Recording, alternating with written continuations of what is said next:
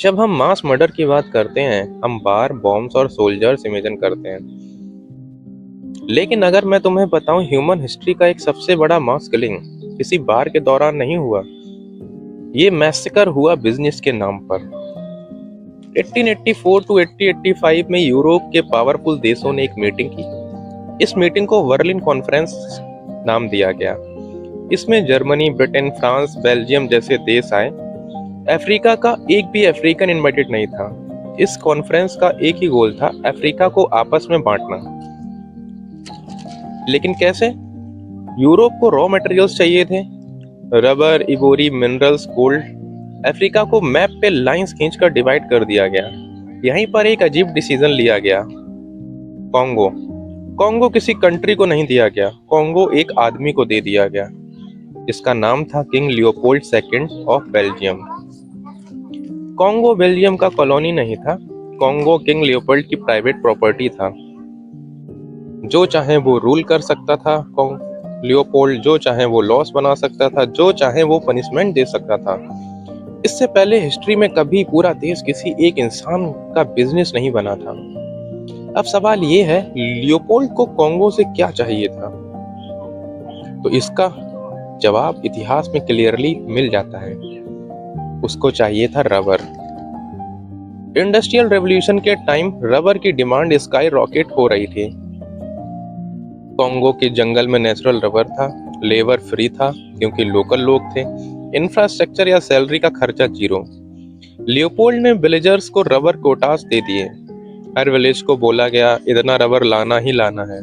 अगर कोटा पूरा नहीं हुआ तो सोल्जर्स आते थे, वुमेन्स और चिल्ड्रंस को हॉस्टेज बना लेते थे। कभी कभी पूरे विलेज को सजा मिलती थी। ये लेबर नहीं थी, ये स्लेवरी थी, मॉडर्न फॉर्म में। सबसे हॉरिफाइंग चीज वायलेंस नहीं थी, सबसे हॉरिफाइंग चीज थी सिस्टम।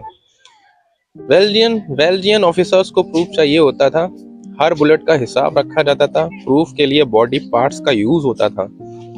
जब वायोलेंस एक अकाउंटिंग टूल बन जाता है तो इंसान सिर्फ नंबर बन जाता है।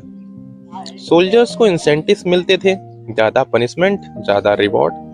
इसलिए क्रियोलिटी नॉर्मल हो गई थी। यहाँ कोई गुस्सा नहीं था, सिर्फ टारगेट्स थे। नंबर्स दिमाग को नम कर देते हैं। 5 million, 8 million, 10 million numbers feel abstract होते हैं, लेकिन एक चेहरा सब बदल देता है।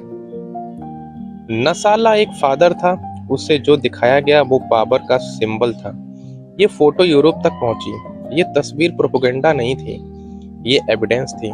जब दुनिया को सच पता चला, आउटरेज हुआ, तब ब्रिटिश न्यूज़पेपर्स लिखने लगे, एक्टिविस्ट ने प्रेशर बनाया। लेकिन एक चीज कभी नहीं हुई, किंग लियोपोल्ड सेकंड कभी कोर्ट में नहीं गया। क्यों? सिस्टम पावरफुल लोगों को प्रोटेक्ट करता है।